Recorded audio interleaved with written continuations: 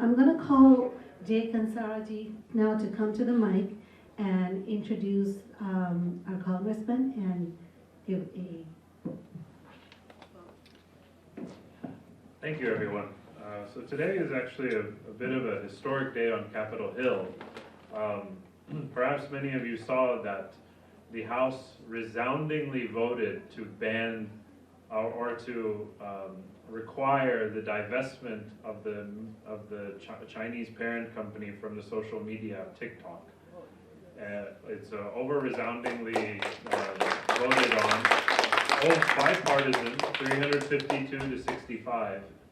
And actually what many people in the United States don't know is that over 3 years ago, India led the charge on this by banning TikTok, because there was a pattern of anti-Hindu content being proliferated on the app that was meant to radicalize communities and pit and foment communal violence. And so India actually took a very bold stand against big tech and decided that enough was enough. And actually America is following that cue now. So I think we should give a round of applause to the Republic of India for initiating a policy that we here in America can finally enjoy. And it was actually initiated by an Indian-American, Hindu-American member of Congress, Raja Krishnamurthy, who is the chairman of the subcommittee, or the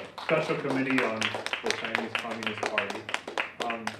But we also have with us one of the members of Congress who actually voted on that bill today, Congressman Shri Thanedar of Metro Detroit, and he voted affirmatively for that bill for many of the reasons that we've discussed today, that social media is becoming or has already become a marketplace of hate and such ideas. And while we do respect the First Amendment, there should not be undue influence by foreign actors in the American public square.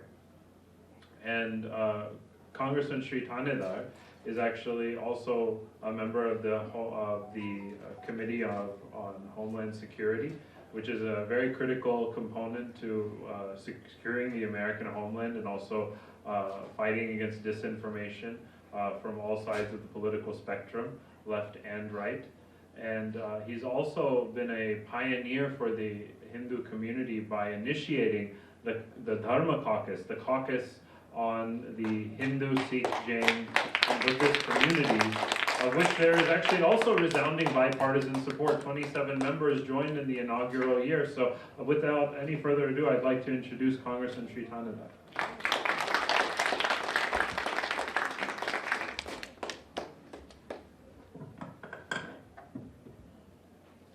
Good afternoon. How's everybody? Good afternoon. Good? Yes, yeah, myself. So we had a session this morning, and today is the last day. So that's why many of the members of Congress have gone, left town, but I delayed my flight so I can come and see you guys. I'm an immigrant. I was 24 years old when I came here on a F1 student visa to get a PhD in chemistry. And after my PhD, I'm a chemist by training, and I started a little small business, and that business grew. So I'm a serial entrepreneur. And when I realized I achieved my American dream, I wanted to help others to achieve theirs. And that's why I'm in politics. I ran for governor of Michigan as my first election. I got about 200,000 votes, but I didn't win that one. And then later I became a state rep in Michigan, and now here I'm in Congress. I'm the 5th Indian American congressperson, and first congressperson from, Indian American congressperson from the state of Michigan. So there's a lot that I'm trying to do here. After my student visa was denied 4 times by the counselor in Mumbai, I finally got my visa and I was able to come here. So I understand the struggles people have with our broken immigration system. So I'm doing a lot on fixing our immigration system, in making sure that the engineers and technologists are able to stay in this country and serve and help our businesses. So a lot of work is about making it easier for skilled workers available to American businesses, so American businesses can stay on top of innovation and ahead of the world. So that is something I'm doing on immigration, and my ultimate goal is to help reform this broken immigration system, eliminate the country quotas. The country quotas are very discriminatory, and make it easier and less stressful for people to be able to adjust their status and get their green cards and continue to contribute to American economy. But I'm really glad you're all here. I'm really glad that you are fighting. Hindus are often considered passive and not fighters, and they are very calm and quieter and live in their family and just focusing on their families, right? I grew up in India and learning about, that's a culture. Not an aggressive culture, not someone who attacks somebody else. They'll just be at home. And sometimes what happens is that when you're passive and you're not aggressive and you're not fighting, it's seen as a sign of weakness, unfortunately. And when weakness is seen like that, we get attacked.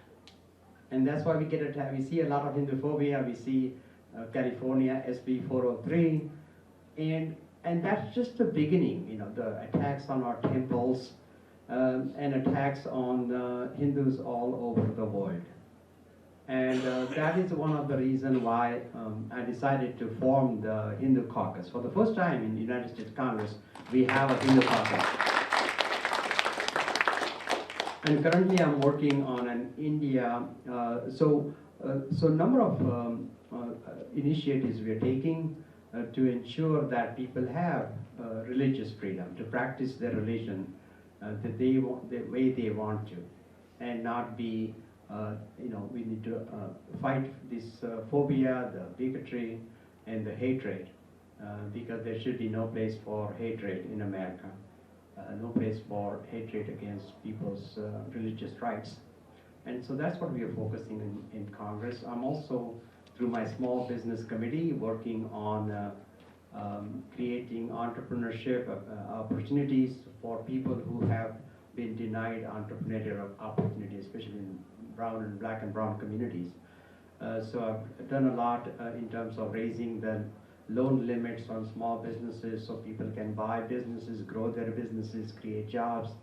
So there's a work I do on small business committee. I also serve on the Homeland Security and working on keeping our borders safe and making sure our visa systems work. So there's a lot that needs to be done, but I appreciate your support. I appreciate your involvement. I appreciate your activism in fighting for this. So thank you so much.